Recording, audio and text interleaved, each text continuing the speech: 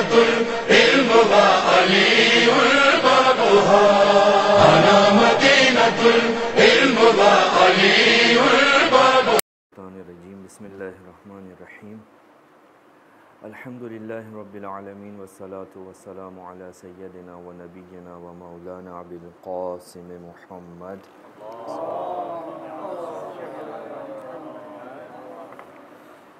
وعلى أهل بيته الطيبين الطاهرين المعصومين المظلومين لا سيما بقية الله الأعظم أرواحنا له الفداء.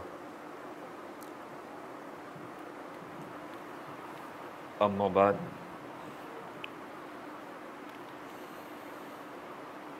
فقد قال الله سبحانه وتعالى في كتاب المبين: أعوذ بالله من الشيطان الرجيم، بسم الله الرحمن الرحيم. إنما يريد الله ليذهب عنكم الرجس أهل البيت ويطهركم تطهيرا.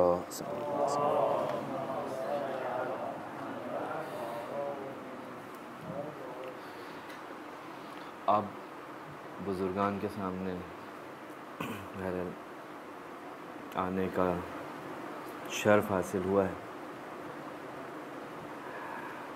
موضوع جو آپ کی خدمت میں جو مجھے دیا گیا ہے ایک بہت ہی اہم موضوع ہے.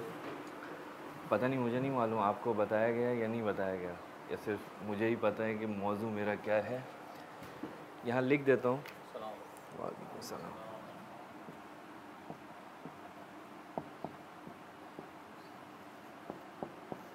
البتہ فارسی میں لکھ دیا میں نے: پاسخ بے شبہات، شبہات کے جوابات. ایک اہم موضوع ہے اس وقت آج کل کے زمانے میں، کیونکہ آپ سب جانتے ہیں، بہت اچھی طرح سے جانتے ہیں کہ ہمارے پاس دو چیزیں ہیں، ایک سوال ہے اور ایک شبہ ہے.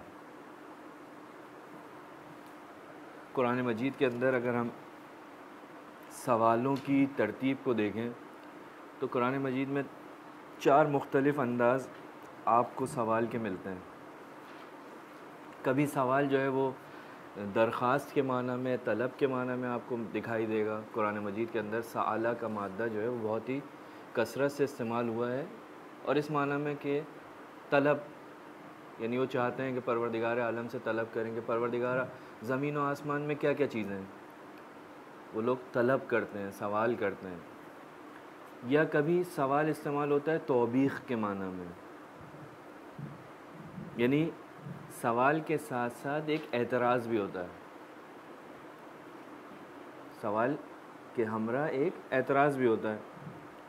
بہت ہی مشہور آیت ہے قرآن مجید کے اندر، پروردگار فرماتا ہے: وقفوہم انہم مسئولون.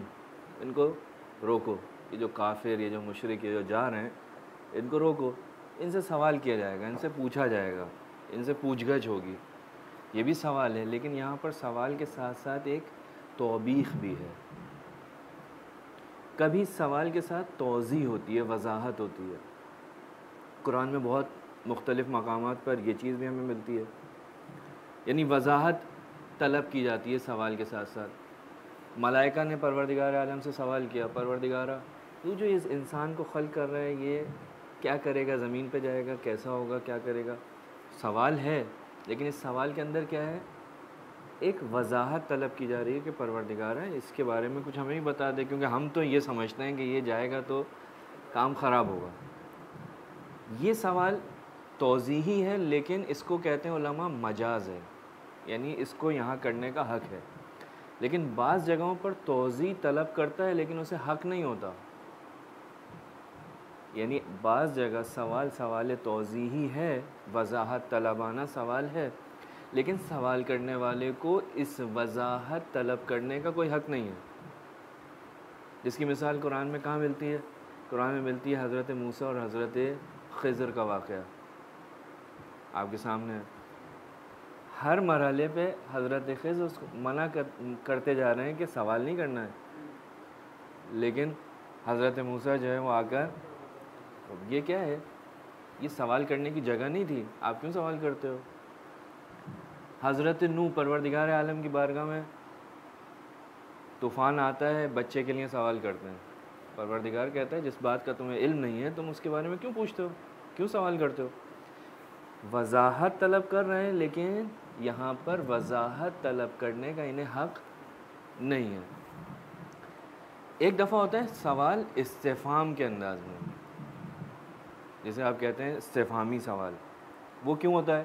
وہ اس لیے ہوتا ہے کہ وہ چیز جو میرے لیے ابھی پوشیدہ ہے، چھپی ہوئی ہے، میرے لیے مجہول ہے، اس جہل کو میں اپنے آپ سے دور کروں، لہٰذا میں سوال کرتا ہوں۔ قرآن میں بھی ارشاد ہوا ہے فَاسْأَلُوا أَهْلَ الذِّكْرِ إِن كُنتُمْ لَا تَعْلَمُونَ، تم نہیں جانتے سوال کرو، یعنی جہل کو دور کرنے کے لیے سوال کیا جاتا ہے۔ اس سوال کے مقابلے میں ایک اور چیز ہمارے پاس ہے، وہ ہے شبہ۔ یہ جو شبہات آئے ہیں، شبہ کیا ہے؟ کہتے ہیں شبہ اس چیز کو کہتے ہیں کہ جو حق سے شباہت رکھتا ہے۔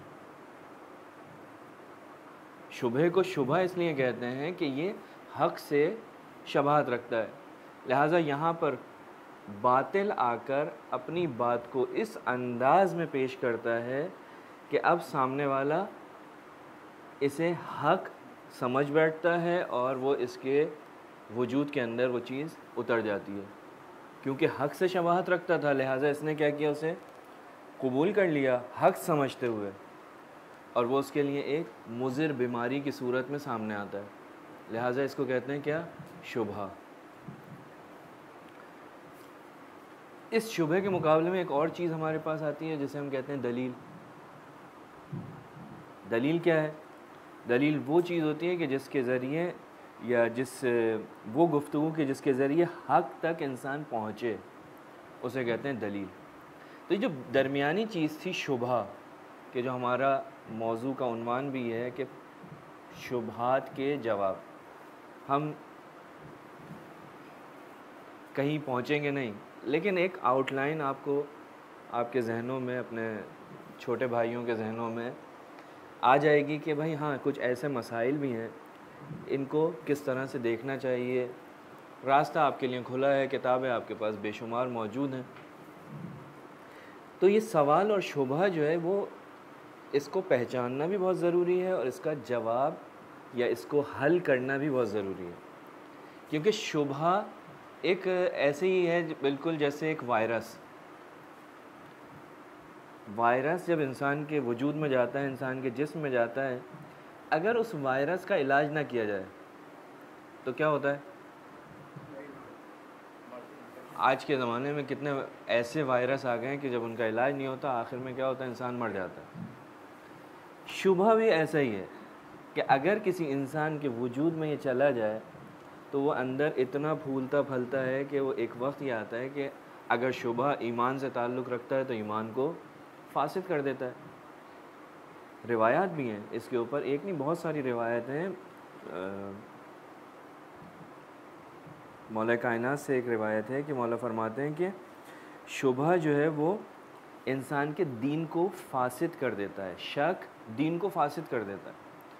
شک آ گیا، شبہ آ گیا آپ کے وجود کے اندر، آپ کا دین گیا۔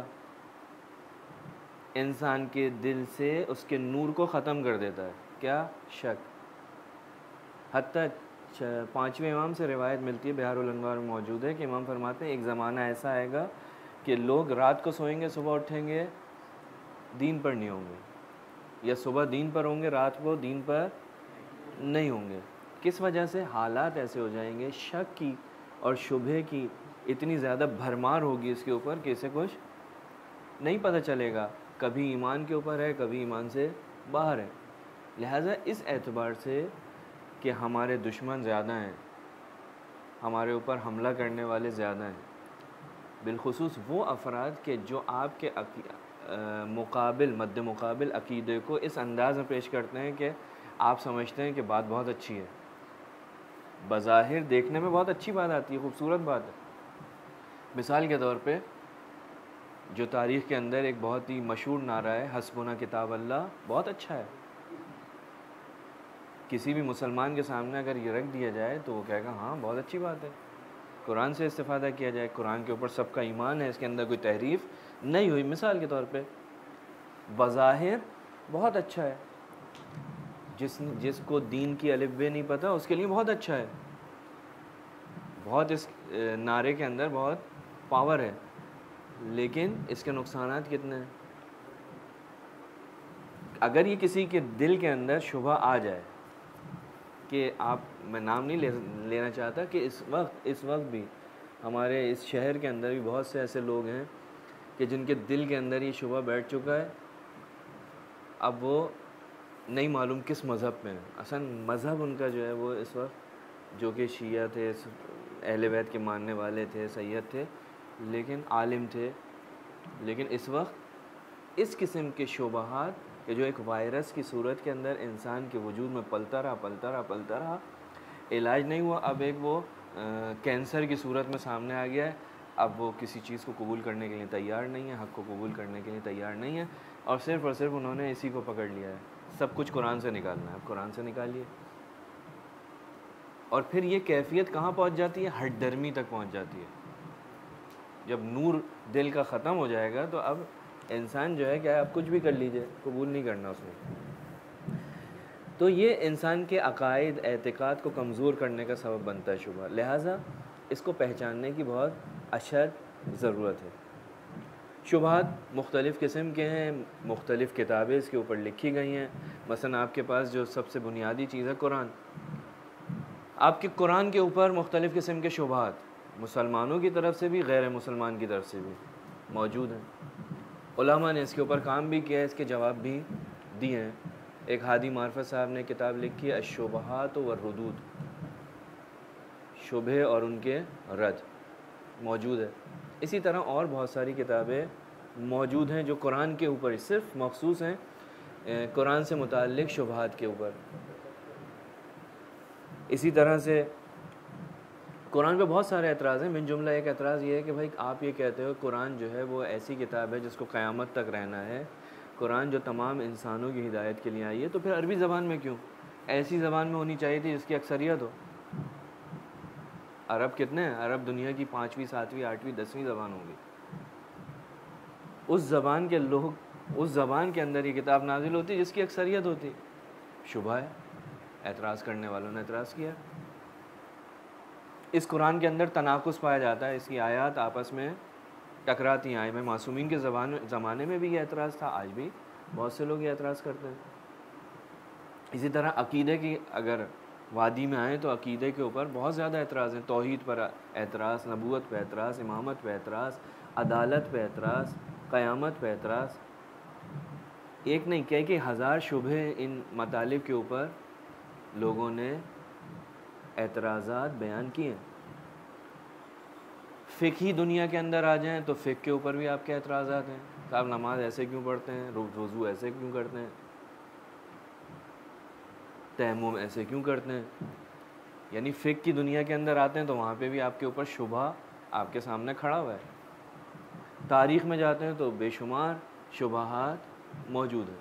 تو اس سلسلے میں مختلف کتابیں لکھی گئی ہیں, اور ایک 2 جلدی کتاب جو ہے وہ مجھے نظر آ رہی ہے سامنے جو لکھی گئی ہے. اس کے اندر کسی, یہ نکالنا, یہ جو ہے کسی مطلب خاص موضوع کو نہیں دیکھا گیا, بلکہ تمام کے تمام مختلف موضوعات کے اوپر جو شبہات وارد ہوئے ہیں ان کو اس کتاب کے اندر مصنف نے, جو فارسی زبان کے اندر ایک کتاب ہے شیعہ شناسی و پاسخ بے شبہات, 2 جلدوں پر ہے. یہ دونوں جلدیں اوپر بھی رکھی ہوئی نظر آ رہی ہیں, یہ دوسری جلد ہے. اگر آپ اس کو بھی دیکھیں تو اس کے اندر آپ کو اسی طرح سے, یعنی کسی خاص موضوع نہیں, مثلا اہل بیت کے سے متعلق جو شبہات ہیں وہ بیان کیے ہیں اس جلد کے اندر. ولایت سے متعلق, تاریخ سے متعلق, مہدویت ایک اہم موضوع ہے اس وقت امام زمانہ کا, جس کے اوپر بے شمار شبہات وارد کیے جاتے ہیں, اعتراضات کیے جاتے ہیں. معاد کے اوپر جو اعتراضات ہیں, زیارات, قبور کے اوپر مزار کی تعمیر, اس کو کیا کہا جاتا ہے؟ کہا شرک ہے. لہٰذا آپ کیا کریں, اس سے ہاتھ اٹھائیں, نہیں کریں. مختلف قسم کے آج کل میسیجز بھی چل رہے ہیں کہ صاحب جو مدینہ کی زیارت پہ جائے گا, مجھے نہیں معلوم اس کی حقانیت کیا ہے, صداقت کیا ہے, لیکن میسیج اس وقت ایک واٹس ایپ پہ چل رہا ہے کہ آج کے بعد اگر کوئی یہاں سے عمرہ کرنے جاتا ہے مکہ مدینے میں, اور وہ مقامات مقدسہ یعنی روضہ رسول اور ان کے علاوہ جو اطراف میں مختلف مقامات ہیں ان کی زیارت پہ جائے گا, تو جو کمپنی جن کے بہاف پر یہ لوگ وہاں جاتے ہیں اس کے اوپر 5,000 ریال کا جرمانہ ہو جائے گا. شفاعت، توسل، اذان، احکام نماز، شہادت، ولایت امیر المومنین اذان و اقامت میں، ہاتھ کا باندھنا، ہاتھ کا کھولنا، حج تمتع، یہ سارے کے سارے اعتراضات جو ہیں آپ کو مختلف کتابوں کے اندر ملتے ہیں. یہ 2 جلدی کتاب ہے، اگر کسی کو چاہیے ہو تو اچھی کتاب ہے. زحمت کی ہے مصنف نے 2 جلدوں میں مختلف قسم کے شبہات کو، چاہے تاریخی ہوں، چاہے عقیدتی ہوں، چاہے فقہی ہوں، اس کتاب کے اندر انہوں نے محفوظ کیے ہیں، اس کے اندر گفتگو کی ہے. تو بہرحال یہ جو شبہ شناسی ہے اس کے اوپر کام ہو رہا ہے. باقاعدہ مستقل ادارے ہیں ایران کے اندر جو تاریخ کے جواب دیتے ہیں شبہات کے، جو فقہ کے شبہات کے جواب دیتے ہیں، جو عقائد کے مسائل کے شبہات کا جواب دیتے ہیں. ایک شبہ جو میں آپ کی خدمت میں تھوڑا سا اشارہ کرنا چاہتا ہوں، کیونکہ ایک سے زیادہ میں کچھ کر بھی نہیں سکتا، یہ بھی خالی آپ کی معلومات کی حد تک، کہ ایک شبہ اس وقت مطرح ہے. وہ کیا ہے؟ اس شبہ کا نام ہے تھوڑا سا، کیونکہ وہاں سے آیا ہے، غرب سے آیا ہے، تو نام بھی جو ہے اس کا انگریزی نام ہے. نام کیا ہے اس کا؟ کہتے ہیں کہ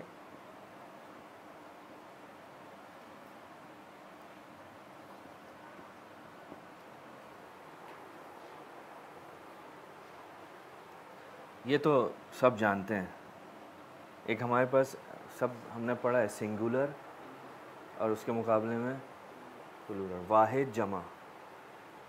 اس کے آگے ایک اور چیز لگا دیتے ہیں، ازم، پلورلزم. یہ پلورلزم ایک شبہ ہے اس وقت، اور ہمارے معاشرے میں اگر ہم دیکھیں تو بہت، یعنی ہمارے درمیان بھی، کیونکہ یہ شبہ جو مطرح ہوا ہے میں آپ کو بتاتا ہوں کہ کیا ہے کیا یہ، لیکن یہ خود ہمارے درمیان بھی پایا جاتا ہے قطع نظر اس سے. شبہ ہے کیا؟ پلورل کے معنی آپ نے کیا کیا؟ جمع. پلورلزم کیا مطلب؟ فارسی میں کہتے ہیں اس کو کثرت گرائی. آپ کے پاس قرآن کے اندر آپ سورہ حمد پڑھتے ہیں، اس کے اندر کہتے ہیں صراط المستقیم، ایک راستہ، ایک سیدھا راستہ. یہ ایک سیدھے راستے کے مقابلے کے اندر ایک نظریہ آیا ہے جو غرب سے آیا ہے، یورپ سے آیا ہے. ظاہراً جو اس کا نظریہ دینے والا ہے جان ہیک.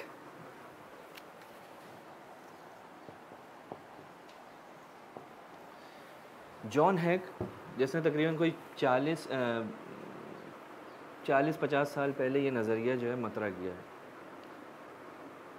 اور اس کے بعد پھر بعض مسلمان مفکروں نے اس نظریے کو لیا ہے اور باقاعدہ اس کے اوپر کتابیں لکھی ہیں.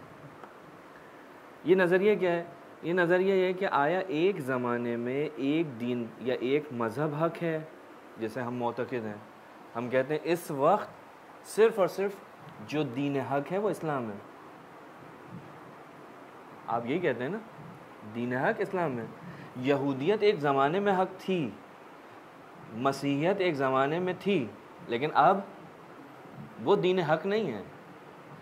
جب تک وہ شریعت تھی اس وقت تھی، جیسے ہی اس کے بعد والی شریعت آئی اس کا زمانہ ختم ہو گیا. تو اب مسئلہ یہ آتا ہے، کہتے ہیں کہ آیا کیا ایک زمانے میں فقط ایک دین یا ایک مذہب حق ہے جیسے ہم معتقد ہیں، یا دوسرے ادیان والے بھی یہی کہتے ہیں؟ مسیحیت یہ کہتی ہے دین مسیح جو ہے وہ حق ہے. یہودیت کے ماننے والے، یہودیت کے پیروکار یہ کہتے ہیں کہ دین یہود حق ہے. بودائی یہ کہتے ہیں کہ بودھزم حق ہے. ہندو کہتے ہیں یہ حق ہے. سب کے سب اپنے دین کو حق کہتے ہیں. ایک یہ، اس کے مقابلے میں یہ دوسرا نظریہ کیا ہے؟ وہ کہتے ہیں نہیں، کہ اسلام بھی حق ہے، یہودیت بھی حق ہے، مسیحیت بھی حق ہے، بودائی بھی حق پر ہیں، ہندو بھی حق پر ہیں. یہ سب کے سب حق پر ہیں. یعنی فرماتے ہیں کہ وَالطَّرِيقُ إِلَى اللَّهِ بِعَدَدِ الْأَنفَاسِ, اللہ تک پہنچنے کے لیے راستے جو ہیں وہ ایک نہیں ہیں. انفاس, جتنے بھی مذہب ہیں, جتنے بھی گروہ ہیں, یہ سب کے سب کہاں لے کر جاتے ہیں؟ یہ اللہ تک. یعنی آپ کی زندگی کا مقصد, ہماری زندگی کا مقصد کیا ہے؟ قرب پروردگار. ہم چاہتے ہیں خدا تک پہنچیں. اور خدا تک پہنچنے کے لیے ضروری نہیں ہے کہ میں اسلام کا پابند بنوں. دین یہود کا پابند رہ کر بھی میں خدا تک پہنچ سکتا ہوں. دین مسیح کا پابند بھی خدا تک پہنچ سکتا ہے. حتیٰ الہی ادیان سے باہر ہندو بھی جو ہے وہ خدا تک پہنچ سکتا ہے. یعنی ہر کوئی اپنے دین کے اوپر عمل کر کے خدا تک پہنچ سکتا ہے. جتنے دین اتنے راستے, جتنے دین اتنے راستے. آپ قرآن میں کیا کہتے ہو؟ صراط مستقیم. یہ کہتے ہیں صراطائے مستقیم. ایک صراط نہیں ہے, بہت ساری صراط ہیں آپ پاس. ایک راستہ نہیں ہے, بہت سارے راستے ہیں کہ جو آپ کو کہاں لے کر جاتے ہیں؟ خدا تک پہنچا دیں گے, خدا تک لے کر چلے جائیں گے. بس یہ جو یہاں پر آ کے کہتے ہیں ایک نہیں, ایک سے زیادہ صراط, ایک سے زیادہ راستے, لہٰذا اس کو کہتے ہیں پلورلزم. یعنی مختلف اور متعدد راستے ہیں کہ جو آپ کو خدا تک پہنچا سکتے ہیں. یہ ایک شبہ ہے اس وقت, اور ایسا نہیں ہے کہ یہ شبہ جو ہے مطرح نہ ہو. میں ابھی اس کی کچھ مثالیں آپ کی خدمت میں عرض کرتا ہوں. تو یہ کچھ عرصے پہلے, یعنی بہت پرانا نہیں ہے, جیسے شفاعت کے اوپر اعتراض, توسل کے اوپر, اتنا پرانا نہیں ہے. یہ غرب سے آیا ہے, یورپ سے آیا ہے. یہ جان ہیک جو ہے یہ رہنے والا ہے برطانیہ کا, اور ظاہراً کہتے ہیں ابھی بھی زندہ ہے, امریکہ میں ظاہراً یہ رہتا ہے. اس نے یہ کہا کہ ہر کوئی جو ہے ہر راستے سے, ہر دین کے ذریعے خدا تک پہنچ سکتا ہے, کوئی محدودیت نہیں ہے. یہ خود مسیح ہے. مسیحیت کہتی ہے کہ ایک راستہ ہے خدا تک پہنچنے کا, وہ ہے مسیحیت, عیسائیت. لیکن یہ کیا کہتا ہے؟ نہیں, مسلمان اسلام کے ذریعے, یہودیت کے ذریعے, عیسائیت کے ذریعے خدا تک پہنچ سکتا ہے. اسلامی دنیا کے اندر, حتیٰ ایران کے اندر کہ جو ایک مذہبی اس وقت چہرہ رکھتا ہے, وہاں پر ایک شخص آتا ہے جس کا نام ہے عبد الکریم سروش.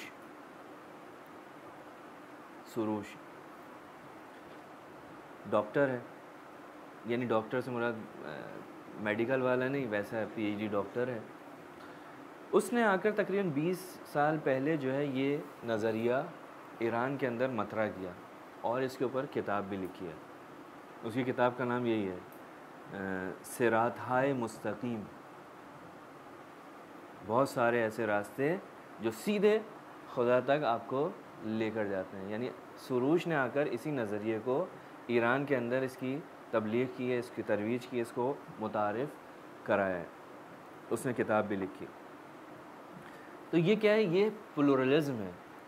حتیٰ یہ پلورلزم جو ہے, یہ اگر ہم اس کا تھوڑا سا دائرہ تنگ کر دیں, ابھی تو یہ کیا ہے, خدا تک پہنچنے کی بات ہو رہی ہے مختلف ادیان میں, اسلام, یہود, ہندو, عیسائی, بودھزم, یہ سارے مختلف ادیان ہیں. اگر ہم اس کا دائرہ تھوڑا سا تنگ کر دیں تو یہ ہمارے اپنے درمیان بھی, مسلمانوں کے اندر بھی دکھائی دیتا ہے.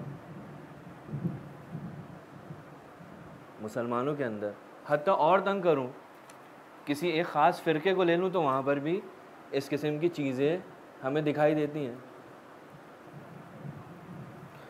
آپ نے کہا کسی سے, بھائی آپ نماز نہیں پڑھتے, تو آپ کو پلٹ کے کیا کہتا ہے؟ تو نہیں پڑھتا, کیا ہوا, میں دوسرے کام کرتا ہوں. تم کیا سمجھتے ہو خدا تک پہنچنے کا راستہ صرف نماز ہے کیا؟ نماز پڑھو گے تو خدا تک پہنچو گے.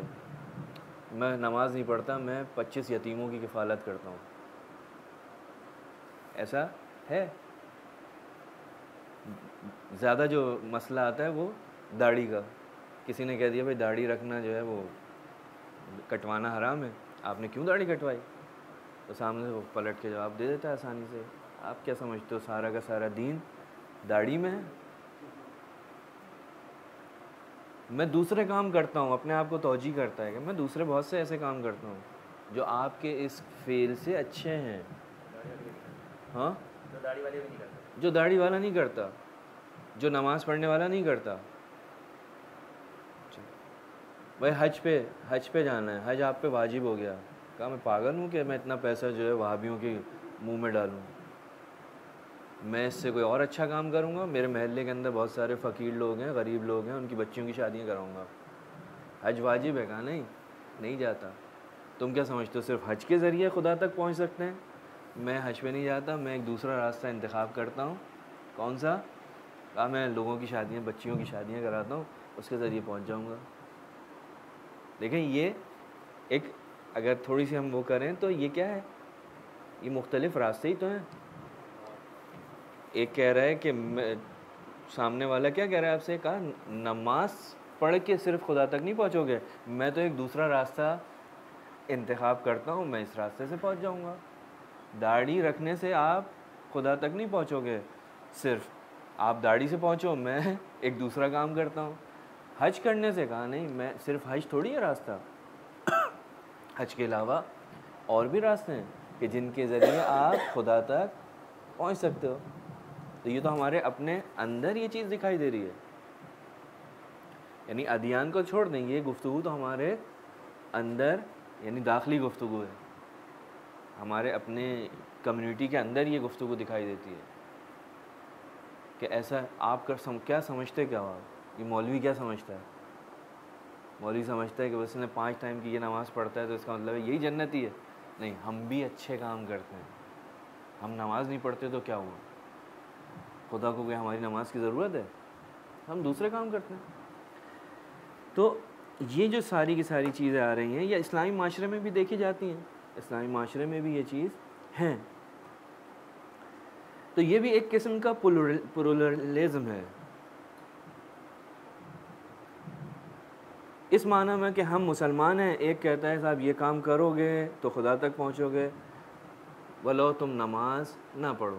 دوسرا کہتا ہے کہ روزہ نہ رکھو، زکوٰۃ نہ دو، اگر لوگوں کی خدمت کرو گے تو تم خدا تک پہنچ جاؤ گے.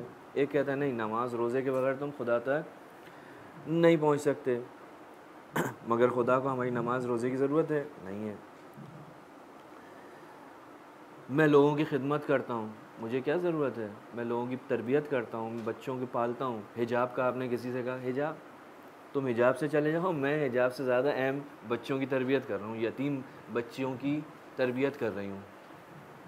یہ کام میرا خدا کے نزدیک زیادہ اجر و ثواب رکھتا ہے. تو یہ چیز ہمارے اندر بھی، ہمارے درمیان بھی دیکھنے میں آتی ہے.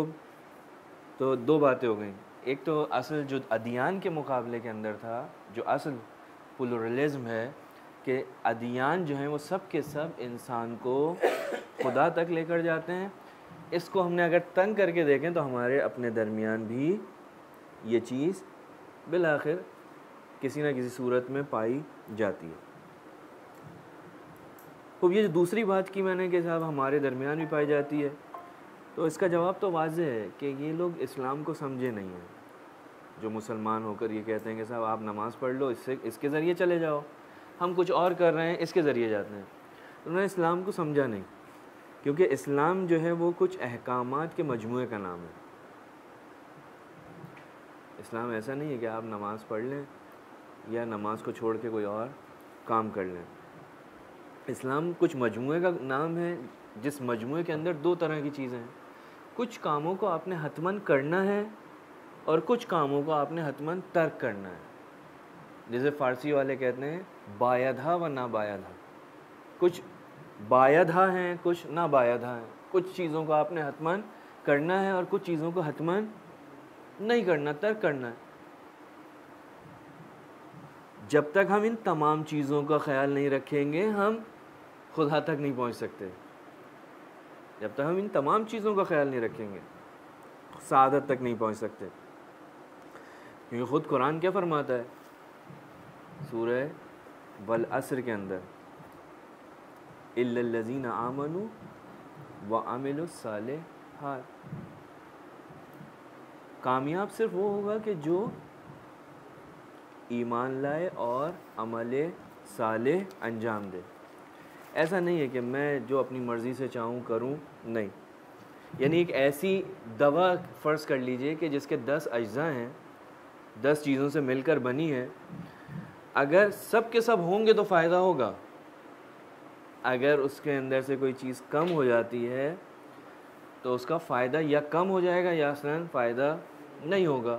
اسلام بھی ایک ایسے ہی مجموعے کا نام ہے کہ سعادت پر پہنچے گا, ممکن ہے پہنچ جائے کچھ چیزوں کو ترک کر کے, لیکن جس جگہ پہ اسے پہنچنا چاہیے تھا وہاں نہیں پہنچے گا. جس طرح سے اسے پہنچنا چاہیے تھا اس طرح سے نہیں پہنچے گا.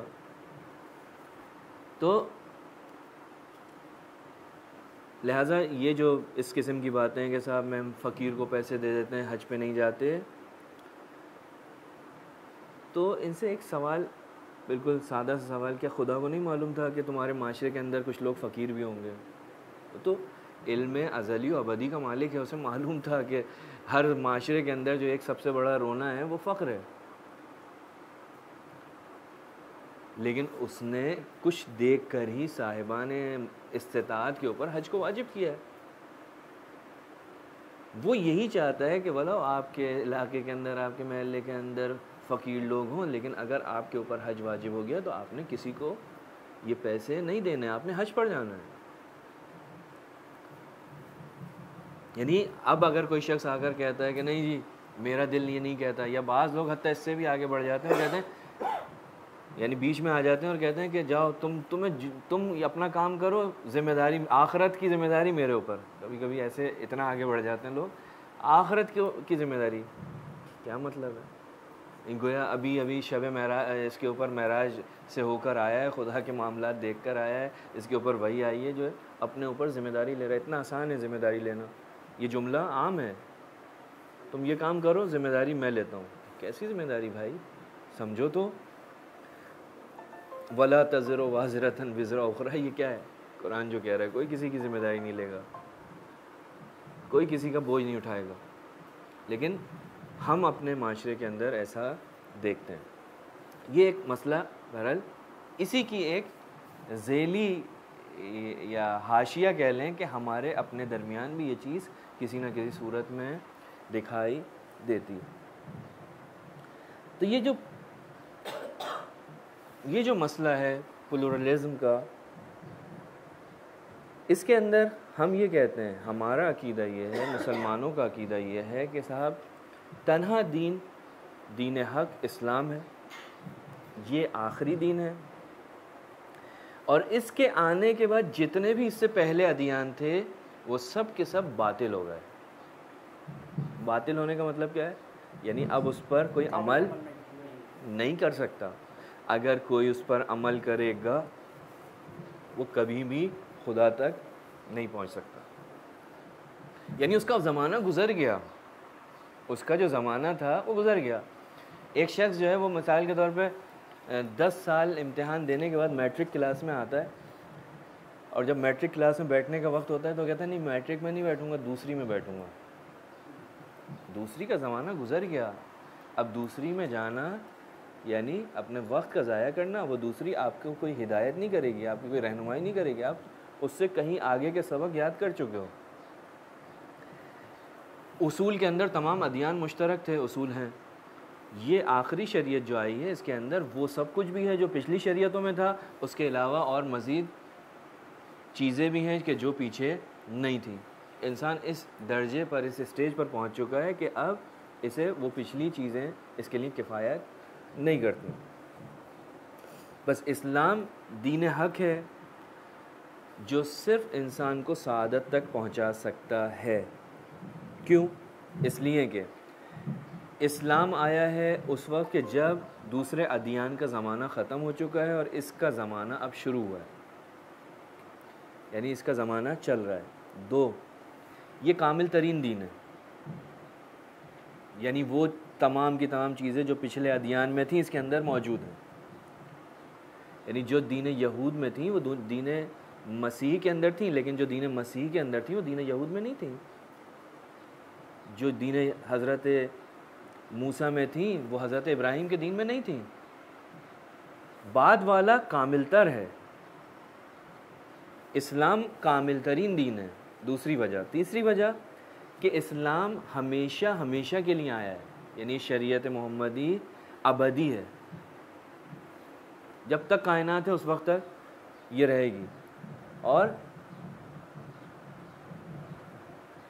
فرق نہیں کرتا ہر زمانے کے اندر چاہے ہو یا نہ ہو کوئی, یعنی ہمیں گانی ہے, یعنی ہر جگہ پر اسی شریعت کو اب نافذ ہونا ہے. اب یہاں پر انسان کی ذمہ داری بنتی ہے کہ جب ایسی شریعت آ گئی تو اب وہ چاہے یہودی ہو چاہے وہ عیسائی ہو, اس کی ذمہ داری ہے کہ وہ اس مکمل شریعت کو فالو کرے. ضروری ہے کہ فالو کرے. اب کسی کے ذہن میں یہ نہ آئے سوال کہ صاحب ضروری کیوں ہے, آپ کا دین تو کہتا ہے لا اکراہ فی الدین. یہ ضروری شرعی ضروری نہیں ہے, یہ عقلی ضروری ہے. آپ کے پاس, آپ کا ڈاکٹر کے پاس آپ سے مریض ہوتے ہیں تو آپ سے کیا کہا جاتا ہے؟ ڈاکٹر دوا دیتا ہے. کہا اگر آپ صحت مند ہونا چاہتے ہیں تو آپ کے لیے ضروری ہے کہ یہ دوا کھائیں. یہ ضروری کون آپ کے لیے قرار دیتا ہے؟ آپ کی عقل. دوا موجود ہے, دوا موجود ہے, لیکن یہ ضروری کون کہہ رہا ہے؟ آپ کی عقل. یہاں پر بھی جب ایک ایسی چیز آ گئی ہے جو مکمل ہے, تو اب کون آپ سے کہتا ہے کہ ضروری ہے کہ آپ اس پر عمل کریں, اس کو پکڑیں, اس کے اوپر عمل کریں؟ وہ آپ کی عقل کہتی ہے, نہ کہ خدا آ کر کہتا ہے. خدا جو کہہ رہا ہے لا اکراہ فی الدین, اس کا مطلب کچھ اور ہے. عام طور پہ لوگ اس کو ہر جگہ پر فٹ کرنا شروع کر دیتے ہیں. تو اب انسان کے لیے ضروری ہے کہ اس کو قبول کرے, دین حق کو قبول کرے. اور یہ قبول کرنا انسان کی آزادی سے منافات بھی نہیں رکھتا. یعنی یہ ایسا نہیں ہے کہ آپ سوچیں کہ صاحب میرا یہ قبول کرنا میری آزادی کے سلب ہونے کا سبب بنتا ہے. ایسا نہیں ہے. کیوں؟ کیونکہ میرا اختیار میرے پاس ہے. ہمارے پاس آزادی کے سلسلے میں اگر ہم دیکھیں تو دنیا کے اندر دو نظریے ہیں. ایک لبرلزم, لبرل لوگ جو ہوتے ہیں کہتے ہیں آزاد ہے انسان. کیا ہے؟ آزاد ہے, جو دل چاہے کرے, اس کو کوئی روک ٹوک نہیں ہونی چاہیے. اس کے مقابلے میں ایک توحیدی نظریہ ہے. وہ کیا کہتا ہے؟ وہی کہتا ہے انسان عبد ہے, انسان مکلف ہے, لہٰذا کیونکہ مکلف ہے, کیونکہ عبد ہے, لہٰذا اس کے اوپر امر نہیں آتی ہے. اس کو کہتا ہے یہ کرو, یہ نہیں کرو. اس نظریے کے مطابق انسان ہر کام نہیں کر سکتا. ان کے نظریے کے مطابق انسان جو دل چاہے کرے, لیکن اسلام کے نظریے کے مطابق انسان ہر کام نہیں کر سکتا. تو پھر انسان بالآخر کیا ہے؟ کیا اسلام کہتا ہے انسان مختار ہے لیکن آزاد نہیں ہے. یہ دو الگ الگ باتیں ہیں. انسان مختار ہے لیکن آزاد نہیں ہے. اس آزادی کو جو پابندی لگاتی ہے چیز, وہ خدا نہیں لگاتا, انسان کی عقل لگاتی ہے. انسان کی عقل ہے کہ جو انسان کو کہتی ہے کہ صاحب یہ جو برائی ہے اس کی طرف مت جاؤ, یہ جو اچھائی ہے اس کی طرف جاؤ. یہ انسان کی عقل کہتی ہے. بس انسان آزاد نہیں ہے, یعنی اس کو اختیار نہیں ہے کہ بدی کی طرف جائے, برائی کی طرف جائے, لیکن مختار ہے, قدرت اختیار رکھتا ہے, انتخاب کرنے کی قدرت رکھتا ہے, جھوٹ بولے یا نہ بولے اس کی قدرت رکھتا ہے. بس انسان جو ہے, اسلام یہ کہتا ہے کہ انسان مختار ہے, آزاد نہیں ہے. یہ جو کہتے ہیں کہ آزاد نہیں ہے, یہ بھی حکم عقلی کے تحت ہے. کیونکہ جب آپ نے دیکھ لیا کہ یہ اچھی چیز ہے, یہ بری چیز ہے, تو آپ کی عقل آپ کو کیا کہتی ہے؟ کہتی ہے ادھر جاؤ, ادھر نہیں جاؤ. خدا آپ کے اختیار کو سلب نہیں کرتا, آپ بس مختار ہیں, آزاد نہیں ہیں. تو یہ اس کو جبر نہیں کہتے. جبر وہ ہوتا ہے کہ جہاں پر نہ اختیار ہو نہ انتخاب ہو. انسان کے ہاتھ پیر باندھ دیے جائیں اور منہ کے اندر مثال کے طور پہ کوئی الکوہل الٹ دی جائے, اختیار ہی نہیں ہے, روک ہی نہیں سکتا. لیکن وہاں پہلے کیا تھا؟ اختیار تھا. تو اس قسم کے اعتراضات بہرحال اس کے ضمن میں آتے ہیں. ٹائم بہت تیزی سے جا رہا ہے, تو انسان جو ہے بالآخر آپ جو بھی کہہ لیں کہ یہ نظریہ ہمارے اندر بھی درمیان تھا، وہاں پہ بھی. وہاں پر جو اس نظریے کی بنیاد تھی وہ بنیاد تھی، کیونکہ میں نے عرض کیا کہ یہ جو شخص ہے یہ کون ہے؟ عیسائی ہے، اور عیسائی بھی خدا کو مانتا ہے. انہوں نے جو بنیاد رکھی تھی وہ خدا کی ایک صفت کو لیا تھا. خدا کی ایک صفت کیا ہے؟ خدا کی ایک صفت کہتے ہیں خدا کی ایک صفت یہ ہے کہ خدا ہادی ہے. یہ جو جان ہیک ہے یا اس کے بعد سروش ہے، انہوں نے جو اس نظریے کو بیان کیا ہے، اس نظریے کو کی جو بنیاد انہوں نے بنائی ہے وہ اس چیز پہ بنائی ہے کہ خدا ہادی ہے. اور ہادی اس وقت تک ہادی نہیں ہو سکتا کہ جب تک جتنے بھی لوگ ہیں وہ سب کے سب ہدایت نہ پا جائیں. انہوں نے دلیل جو پیش کی ہے وہ یہ کی ہے کہ خدا کی ایک صفت ہے ہادی ہونا اس کا. آپ بھی مانتے ہیں، ہم بھی مانتے ہیں. اب یہ کب تحقق پائے گا؟ یہ اس وقت تحقق پائے گا کہ جب پورا کا پورا معاشرہ یا اکثر ہے انسان 90% انسان ہدایت حاصل کر لیں. اس وقت کیا ہوگا؟ یہ ہادی کا عنوان پروردگار عالم کے اوپر صدق آئے گا، وگرنہ یہ صدق نہیں آئے گا اس کے اوپر. 90% کم سے کم افراد جو ہے وہ کیا ہونے چاہیے؟ خدا کے سے ہدایت یافتہ ہونے چاہیے. اب وہ یہاں پر آ کر یہی کہتے ہیں کہ کیونکہ خدا ہادی ہے، اور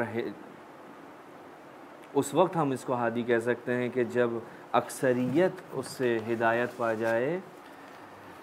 تو یہاں پر آ کر وہ کہتے ہیں کہ بس یہ جتنے بھی ادیان ہیں یہ سارے کے سارے انسان کو خدا کی طرف لے کر جاتے ہیں، اور یہ ایسا نہیں ہو سکتا کہ یہود جو ہے وہ خدا کو انسان کو کہیں اور لے جائے، مسیحیت کہیں اور لے جائے، اسلام کہیں اور لے جائے. کیونکہ خدا ہادی ہے لہٰذا اکثریت کی ہدایت ہونی چاہیے. یہ سارے کے سارے ادیان جو ہیں یہ تکثر گرائی، پلورلزم، کہ یہ سارے کے سارے انسان کو کہاں لے کر جاتے ہیں؟ خدا کی طرف لے کر جاتے ہیں. اگر یہ نہ لے کر جائیں تو اس کی ہدایت کی صفت مکمل نہیں ہوتی، محقق نہیں ہوتی. مغالطہ ہے، مغالطہ ہے، کیونکہ یہ انسان کے اختیار سے انسان کو اس کا اختیار جو ہے وہ سلب کرنے کے مترادف. پروردگار عالم جو ہدایت کرتا ہے، اس ہدایت کا کیا مطلب ہے؟ ہماری پروردگار عالم کی دو طرح کی ہدایت ہیں، ایک ہدایت تشریعی ہے اور ایک ہدایت تکوینی ہے. انسان سے جو ہدایت تعلق رکھتی ہے وہ کون سی ہدایت ہے؟ ہدایت تشریعی ہے، تکوینی تو نہیں ہے. انسان کے وجود کے اندر تو قرار نہیں دیا کہ تو بس ایسے چلتا رہا. پرندے، حیوان ہیں، درخت ہیں، تکوینی ہدایت. لیکن انسان کی جو ہدایت کی ہے پروردگار عالم نے وہ تشریعی ہدایت ہے، اور تشریعی ہدایت کے اندر انسان کا مختار ہونا ضروری ہے. نہیں ہو سکتا کہ پروردگار عالم کسی کے ہاتھ پیر کو باندھ کے زبردستی اس سے بولے کہ تو ہدایت حاصل کر. نہیں، پروردگار چاہتا ہے یہ اپنے اختیار سے اس جگہ پر پہنچے. یہ کب ہوگا؟ یہ اسی وقت ہوگا کہ جب پروردگار عالم نے وسائل اس کے اختیار میں دے دیں، اور انا ہدیناہ السبیل اما شاکرا و اما کفورا، ہم نے اس کو راستہ دکھا دیا ہے. یہ ہدایت تشریع ہے.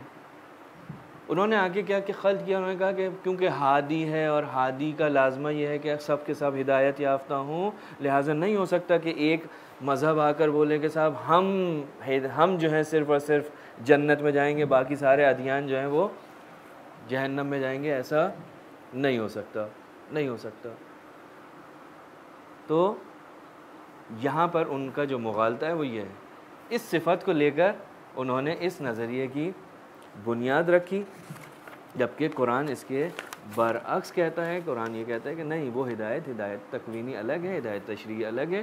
خدا جو انسان کی ہدایت کرتا ہے وہ ہدایت تشریعی کرتا ہے، اور یہ اب انسان اپنے اختیار سے اپنے آپ کو اس راستے کے اوپر چلا کر کمال تک پہنچاتا ہے جو پروردگار عالم نے اس کے لیے بیان کیے ہیں. یہ بالکل ایسے ہی ہے. اگر ایک مثال کے ساتھ اپنی بات کو اختتام کی طرف لے کے جاؤں کہ خدا کا ہادی ہونا ایسے ہی ہے جیسے ایک ڈاکٹر کہتا ہے میں ڈاکٹر ہوں، یعنی کیا؟ یعنی جو بھی بیمار میرے پاس آئے گا میں اس کا علاج کروں گا، اس کو شفا دوں گا۔ یہ کب ہوگا؟ یہ اس وقت ہوگا کہ جب اس کے پاس کوئی آئے، معالجہ کرائے، ٹھیک؟ جب بیمار جو ہے وہ ڈاکٹر کے پاس آئے گا، جب بیمار ڈاکٹر کے نسخے پر عمل کرے گا تو اس کو فائدہ ہوگا، تو اس کا علاج ہوگا۔ اگر ڈاکٹر کہیں پر ہو، اس کے سامنے ہزاروں مریض ہوں لیکن اس کے پاس نہ آئیں یا اس کے نسخے پر عمل نہ کریں، تو کیا وہ بیماری سے صحتیاب ہوں گے؟ کبھی بھی نہیں، سب کے سب مر جائیں گے۔ کیوں؟ کیونکہ نسخے پر عمل نہیں کر رہا ہے۔ تو یہ اپنا اس کے طبیب ہونے سے تو منافات نہیں رکھتا، کیونکہ وہ اپنے اختیار سے اس کے نسخے پر عمل نہیں کر رہے۔ پروردگار عالم بھی اگر ہادی ہے تو اس نے نسخہ دے دیا ہے اور اس نے بتا دیا ہے کہ تم اس نسخے پہ عمل کرو گے تو ہدایت پا جاؤ گے، یعنی اپنے منزل مقصود تک پہنچ جاؤ گے۔ اب اس سے آپ یہ کیسے کشف کرتے ہیں کہ جب تک کہ سارے کے سارے جو ہیں وہ فلاح نہ پا جائیں اس وقت تک اس کا ہادی ہونا محقق نہیں ہوتا؟ یہ معنی نہیں رکھتا۔ تو انہوں نے ایک مغالطہ کیا ہے جس کی وجہ سے بالآخر اس وقت اس مکتب کے بہت سے پیروکار یا ہمارے معاشرے کے اندر اس قسم کی باتیں ہمیں دیکھنے میں ملتی ہیں۔ ایک باطل نظریہ ہے، اور لیکن اس وقت رائج ہے اور تیزی سے مختلف لوگوں کی زبانوں پر یہ نظریہ جو ہے وہ بیان ہوتا ہوا دکھائی دیتا ہے۔ وصلی اللہ علی محمد وآل محمد۔ کوئی سوال ہو تو میں ہوں، لیکن